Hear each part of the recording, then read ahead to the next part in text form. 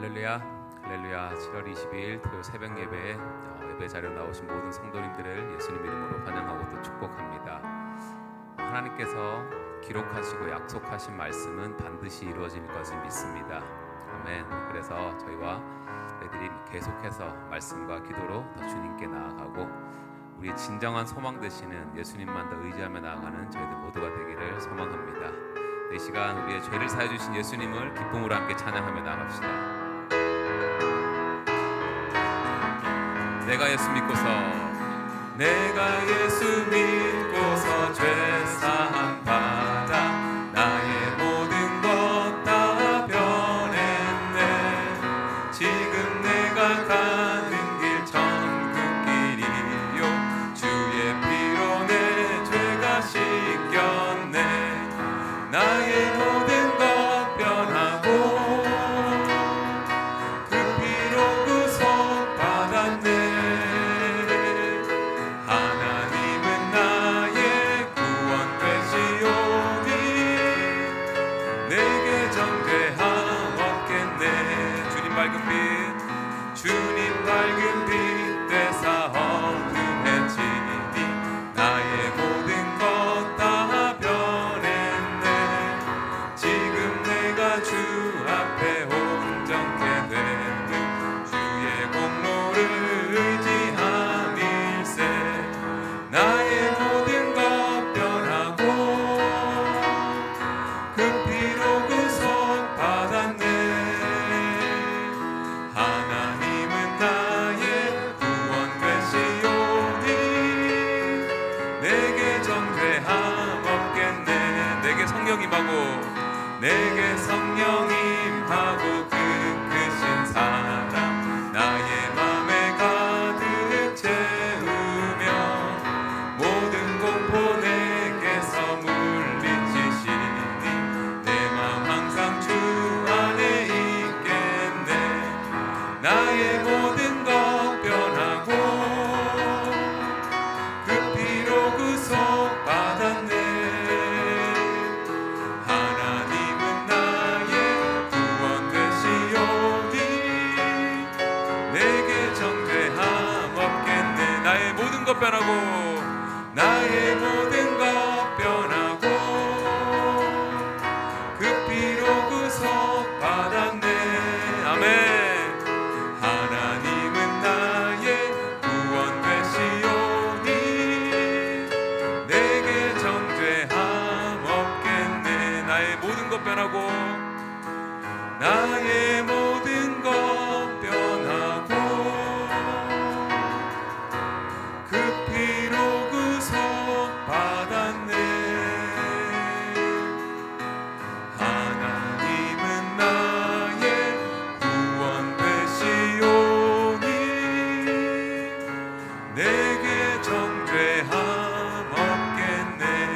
예수 가장 귀한 그 이름, 예수 가장 귀한 그 이름, 예수 언제나 기도 들으사. 오 예수 나의 손 잡아주시는 가장 귀한 그 이름. 예수님 찬양하기 원하네. 예수 찬양하기 원하네. 예수 저음과 나중 되시는 오 예수 날 위해 고통 당하신 가장 귀한 그 이름. 예수 왕의 왕이 되신 주, 예수 왕의 왕이 되신 주, 예수 당신의 끝없는 사랑. 오 예수 목소리 높여 찬양해. 가장 귀한 그 이름, 가장 귀한 그 이름. 예수님 가장 귀한 그 이름.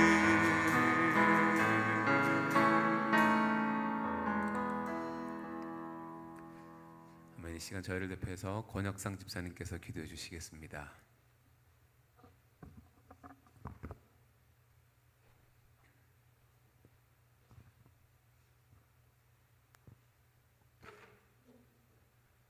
다 같이 기도하시겠습니다. 사랑의 하나님, 오늘도 이 새벽 예배 자리를 우리 인도해 주셨습니다. 감사합니다. 주님, 우리 모두를 주님의 십자가 앞으로 더 가까이 나가게 하여 주시옵소서. 우리는 모두 연약하여 죄를 지을 수밖에 없습니다. 그런 우리들을 주님의 보혈로 씻어주시고 우리가 죄를 멀리하여 항상 우리 주님만 바라보게 하여 주시옵소서. 주님의 영으로 새롭게 되게 하시고 성령으로 거듭나고 성령으로 부흥되는 우리 한빛 장로교회가 되게 하여 주시옵소서. 우리 교회를 통하여 이웃에게 주님의 진정된 그 사랑과 은혜, 바로 진정된 복음을 나누는 쓰임받는 교회, 또 더 나아가 많은 선교사님들을 도와 열방으로 복음 증거되는 사역에 동참하게 되는 우리 한빛교회가 되게 하여 주시옵소서. 우리 교회 연약한 성도님들을 또한 기억하여 주시옵소서. 연로하신 화평의 분들 지켜주시고 모두가 믿음 안에서 강건케 하여 주시고 영혼 육의 강건하심으로 돌보아 주시옵소서.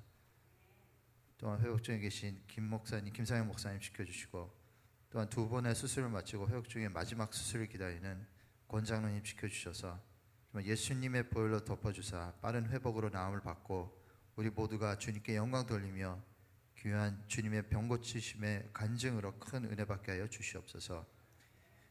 휴식 중에 계신 구 목사님 잘 안식하게 도우시고 저희 담임 목사님으로 부족함 없도록 도와주시고 성령 충만으로 우리를 말씀을 인도하시는 정말 그런 귀한 목사님을 허락하여 주시옵소서. 특별히 이 시간 주님이 허락하신 우리 안영환 장로님을 기름 부어 주시사 그분을 통해 아름다운 주님의 메시지를 전하게 하여 주시고 또한 메시지를 받는 우리에게 주님의 말씀으로 오늘 하루도 은혜 받고 승리하는 우리 모두가 되게 하여 주시옵소서. 감사합니다. 주님, 이 모든 간구 우리를 구원하여 주신 귀하신 우리 주 예수님의 이름으로 기도합니다. 아멘.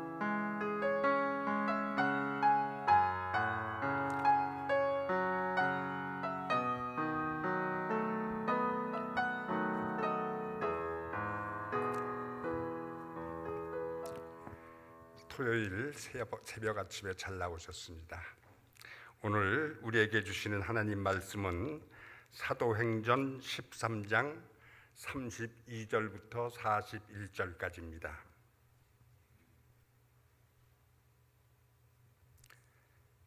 (210페이지가) 되겠습니다. 화면 참조하시면서 한 절씩 교독하시겠습니다. 우리도 조상들에게 주신 약속을 너희에게 전파하노니 곧 하나님이 예수를 일으키사 우리 자녀들에게 이 약속을 이루게 하셨다 함이라. 시편 둘째 편에 기록된 바 같이 너는 내 아들이라 오늘 너를 낳았다 하셨고 또 하나님께서 죽은 자 가운데서 그를 일으키사 다시 썩음을 당하지 않게 하실 것을 가르쳐 이르시되 내가 다윗의 거룩하고 미쁜 은사를 너희에게 주리라 하셨으며 또 다른 시편에 일렀으되 주의 거룩한 자로 썩음을 당하지 않게 하시리라 하셨느니라.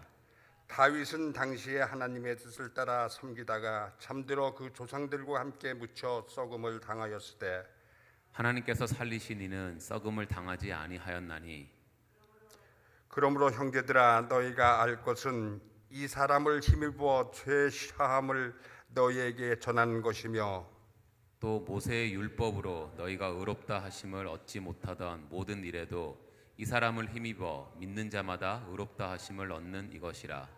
그런즉 너희는 선지자들을 통하여 말씀하신 것이 너희에게 미칠까 삼가라 같이요. 보라 멸시하는 사람들아 너희는 놀라고 멸망하라. 내가 너희 때를 당하여 할 일을 행할 것이니 사람이 너에게 일러줄지라도 도무지 믿지 못할 일이라 하였느니라 하니라. 아멘. 올해 출석하신 분들은 괜찮으시겠지만 최근에 교회 출석하신 분들은 좀 생소하실 것입니다. 장로님들이 말씀을 요새 전하고 있는데요.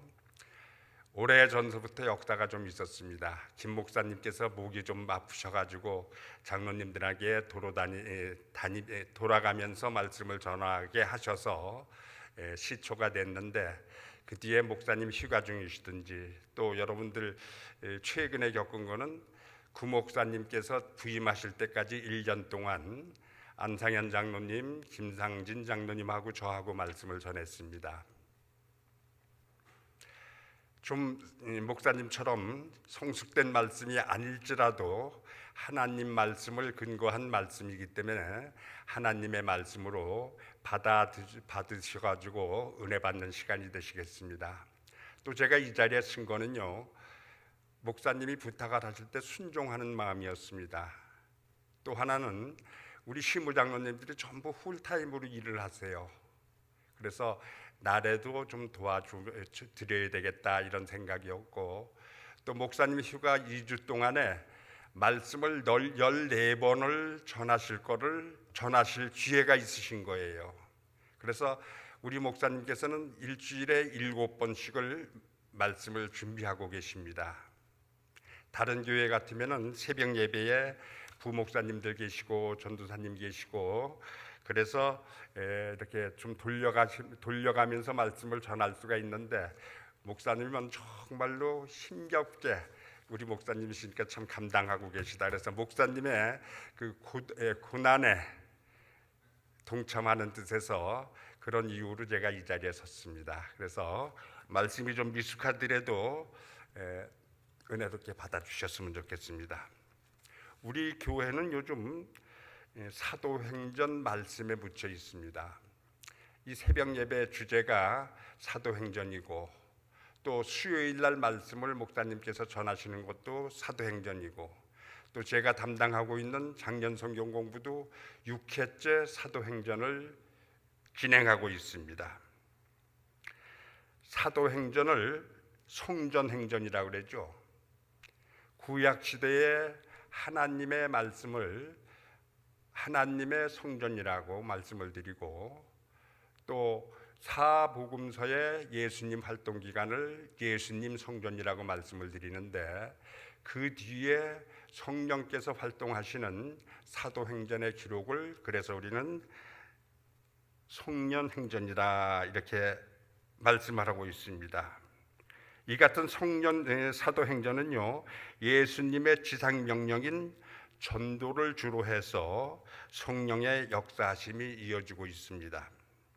오늘 본문에 들어있는 13장부터 제1차 전도여행이 시작되고 있습니다. 초대교회는 여러분들도 다 아시다시피 예루살렘을 중심으로 부흥하기 시작을 했습니다. 그러나 유대인들의 문화에 이기지 못해가지고, 그 장벽을 넘지 못해가지고 안디옥 교회로 바뀌어가지고 이방 전도를 위한 새로운 기지로 안디옥 교회를 만들게 됐습니다. 안디옥 교회에서 바울은 바나바와 택함을 입어서 소아시아와 유럽의 전도에 나서게 됩니다. 제1차 전도의 지역은요, 구로보와 바시리아, 안디옥과 니고디온과 드르아였습니다. 오늘 본문은요, 바시디아 안디옥에서 바울이 전한 말씀의 후반부고 결론입니다. 우리는 바울의 설교를 통해서 복음이 무엇인지 하는 것을 살펴볼 수가 있는데요, 바울이 말씀을 하고 있는 이 복음은요, 구약 시대의 메시아의 예언을 배경으로 하고 있습니다. 즉 하나님의 약속을 배경으로 하고 있는 겁니다. 오늘 본문 32절 37절까지는 구약에서의 부활의 예언의 말씀인데, 예수님의 부활은 구약 시대에 예언된 것입니다. 바울은 바시디아 안디옥 회당에 모인 유대인들에게 구약 성경의 말씀을 인용해 가지고 부활을 지금 설명하고 있는 겁니다. 구약 시대의 선지자들에 의해서 예언된 메시아는 바로 예수님이시고, 또 구원받는 방법은 믿기만 하면 된다 이것입니다. 우리 기독교 복음은요, 믿기만 하면 된다 이것이 중요한 주제입니다. 오늘 바울의 설교 말씀을 결론을 통해서 구약의 메시아 예언이 어떻게 성취되었고 구원을 얻기 위해서 우리는 어떻게 믿음 생활을 해야 될 것인가 하는 시간인 것을 살펴보는 시간을 갖도록 하겠습니다. 32절입니다. 우리도 조상들에게 주신 약속을 너희에게 전하노니. 바울이 유대인 회당에서 전한 말씀은요, 아브라함과 다윗들 이런 조상들에게 주신 약속에 대한 것이었습니다. 바울은 유대인들에게 구약 성경에 약속된 것을 믿으라고 지금 얘기를 하고 있습니다. 내 말은 믿지 못하지만 구약에 예언된 너희들이 믿는 그 구약은 믿으라, 이런 얘기입니다. 오늘날 우리가 성경을 믿는다고 하면은 그것은 그 약속을 믿는 것입니다. 성경은 약속의 책이기 때문입니다. 하나님의 약속은 하나도 폐기된 게 없습니다. 약속하신 대로 모든 것이 다 성취되고 이루어지고 있습니다. 그래서 우리는 하나님의 약속을 믿을 수 있는 겁니다. 성경의 주된 약속은 메시아에 대한 약속이지만 그 외에 우리의 생활에 적용되는 많은 약속들이 있습니다. 평강의 약속, 치료의 약속, 또 우리와 함께 하신다는 약속. 그래서 우리가 살아가면서 모든 필요한 것을 공급하는 것이 성경이다. 성경에는 우리의 모든 생활 상까지도 기록되어 있다, 이렇게 말씀드릴 수가 있겠습니다. 33절, 곧 하나님의 예수를 일으키사 우리 자녀들에게 이 약속을 이루게 하셨다 함은 시편 2째 편에 기록된 바와 같이 너는 내 아들이라 오늘 너를 낳았다 하셨고. 여기서 우리 자녀들이다 이 얘기는요, 구원 계약에 참여한 영적 자녀들을 가리키고 있습니다. 여기서 약속을 이루게 하셨다 하는 얘기는 조상들에게 하신 약속이 예수님의 부활을 통해서 이루어졌다는 겁니다. 바울은 이 사실을 시편 2째 편을 들어서 설명을 하고 있습니다. 시편 2째 편은요, 군왕시, 메시아시 이렇게 부르죠. 여호와가 그 원수를 정복하고 그 아들이신 메시아가 열방을 통치하실 것을 노래하는 시입니다. 너는 내 아들이라 오늘 너를 낳았다. 예수님은 하나님의 아들이시지만 하나님의 일체시고 또 하나님의 본체의 형상이십니다. 그러므로 여기서 낳았다 하는 말은 예수님께서 십자가에 죽으시고 장사됐다가 다시 살아나신 것을 말씀하고 있습니다. 하나님께서는 예수님의 무덤을 새 생명의 모태로 삼으신 겁니다. 그래서 시편 2편의 말씀을 미루어서 볼 때 예수님의 부활은 메시아의 두 번째 탄생과 같다, 이렇게 표현하고 있습니다. 두 번째 탄생이다, 이것이 아니라 같다라는 얘기입니다. 예수님은 분명히 동정녀 마리아에 태어나셨고 인성을 가지고 태어나셨고 또 십자가에 죽으신 지 사흘 만에 부활하셨습니다. 이것이 복음의 근간입니다. 그래서 아까 제가 말씀드린 두 번째 탄생, 이것을 여러분들이 착오가 없기를 바라는 뜻에서 제가 부원해서 설명을 드렸습니다. 34절이요. 또 하나님께서 죽은 자 가운데서 그를 일으키사 다시 썩음을 당하지 않게 하실 것을 가르쳐 이르시되 내가 다윗의 거룩하고 미쁜 은사를 너희에게 주리라 하셨으며 다윗 가문에서 부활의 메시아가 나올 것이라는 구약적 증거는 이사야서 55장 3절에 언약을 세우리니 곧 다윗에게 허락한 확실한 은혜니라, 이 말씀입니다. 우리가 얘기하는 다윗 언약이죠. 여기서 다윗의 거룩하고 미쁜 의사는 그리스도의 부활로 이루어진 영생을 모든 택한 백성에게 주셨다는 의미입니다. 이렇게 바울은 구약 성경의 예언을 풀어가면서 기독교와 유대교가 전통된 이단이 아니라 유대교가 오해하고 있는 성경의 내용을 올바르게 해석하여 줌으로써 기독교의 정통성을 설파하고 있는 겁니다. 아까 이그대원 거기서 설명을 하게 될 때 유대인들이 기독교를 오해하고 있는 것을 풀어주기 위해서 구약 말씀, 이사야 말씀, 또 시편의 말씀을 인용해 가지고 너희들이 알고 있는 그 내용이 바로 이것이다, 이렇게 지금 얘기하고 있는 중이죠. 이스라엘 백성들은 육적으로 택함 받은 자들이지만 우리 그리스도인들은 영적으로 택함을 받은 사람들입니다. 다윗의 거룩하고 미쁜 은사, 어느 특별한 사람에게만 아니라 모든 믿는 사람, 바로 우리 자신에게 주어진 것이 그 은사입니다. 또 이것을 얻기 위해서 우리가 할 수 있는 것은 아무것도 없습니다. 오직 예수 그리스도만 믿기만 하면은 얻게 되는 것입니다. 35절이요. 그러므로 또 다른 시편에 일렀으되 주의 거룩한 자로 썩음을 당하지 않게 하시리라 하셨느니라. 여기서 또 다른 시편은 뭐냐면 16장 10절을 인용하고 있는 겁니다. 성령 강령 후에 베드로 설교 또 해가지고 많은 부흥이 일으켰죠. 첫 번째 선교가 성령 강림 때 설교를 함으로써 3,000명이라는 성도들이 탄생하게 됐습니다. 그래, 성령의 인도함으로 이루어진 것이다, 이렇게 증거하고 있습니다. 여기서 베드로와 바울 모두 예수님의 부활을 성경에 근거한 육체적 부활로 성령의 인도함으로 이루어진 것이다, 이렇게 말씀하고 있는 겁니다. 36절, 37절 보겠습니다. 다윗은 당시 하나님의 뜻을 따라 섬기다가 잠들어 그의 조상들과 함께 묻혀 썩음을 당하였으며 하나님께서 살리시는 이는 썩음을 당하지 아니하였나니. 여기서 바울은 다윗과 하나님을 대조시키고 있습니다.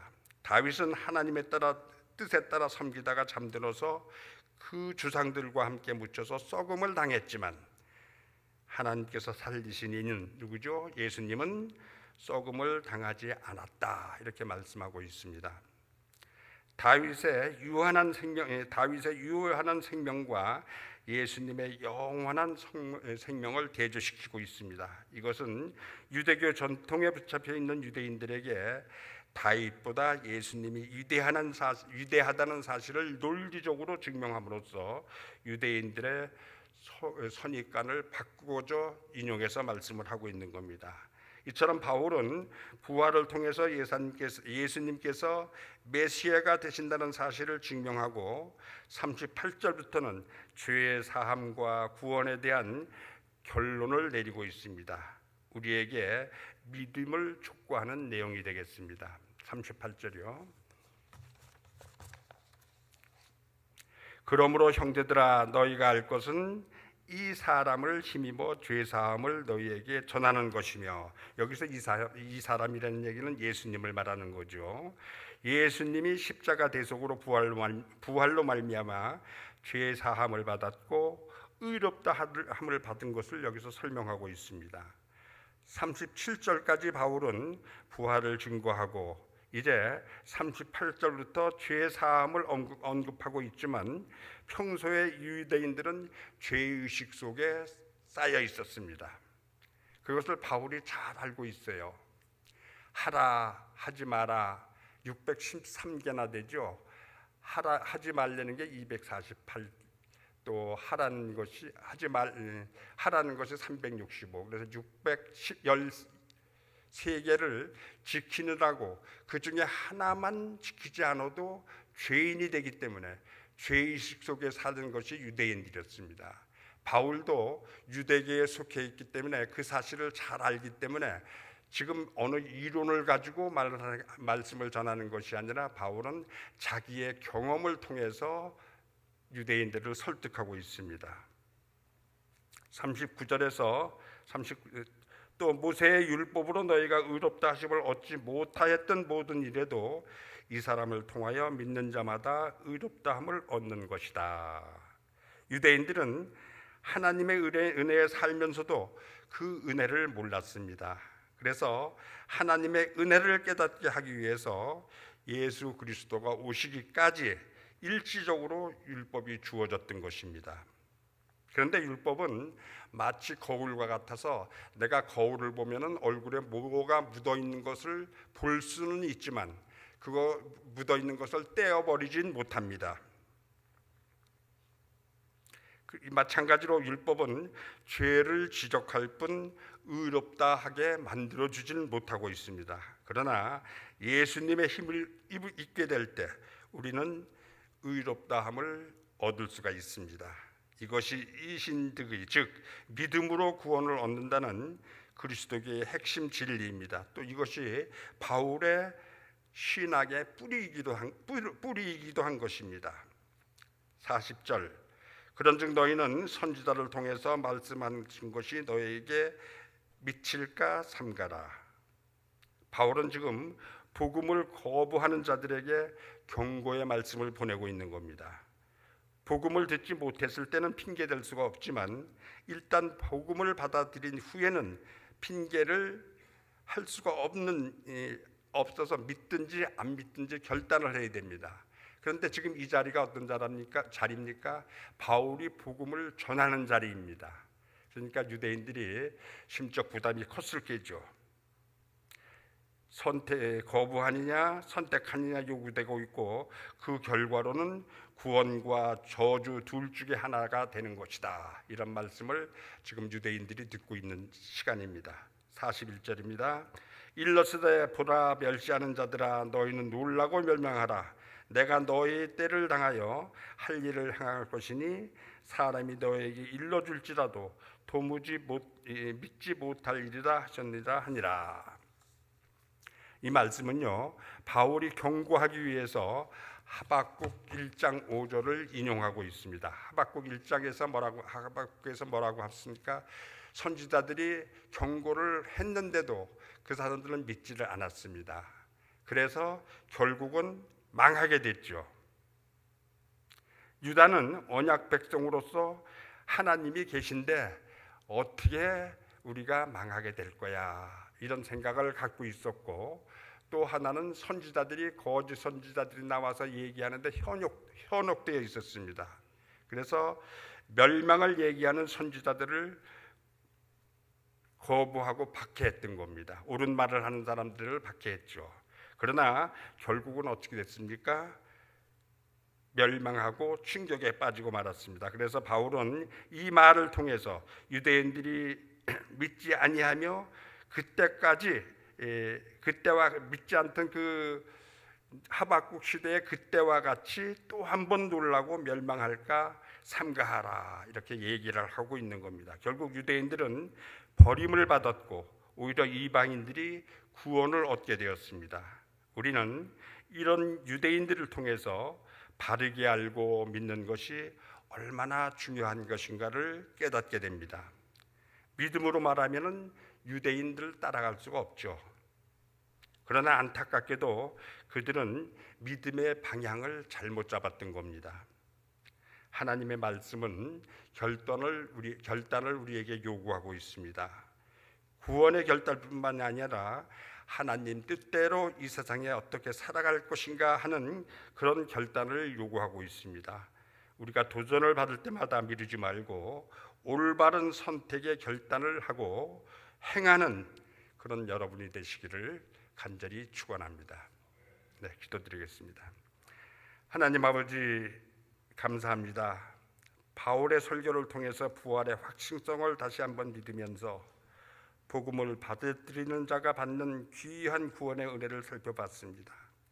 하박국 선지자가 이루신 대로 멸망을 선포했지만 믿지 아님으로써 멸망을 당한 것처럼 복음을 거부한 자들의 종말을 깨닫고 나 자신이 구원을 결단하며 이웃에게 전하며 살게 은혜를 더하여 주시옵소서.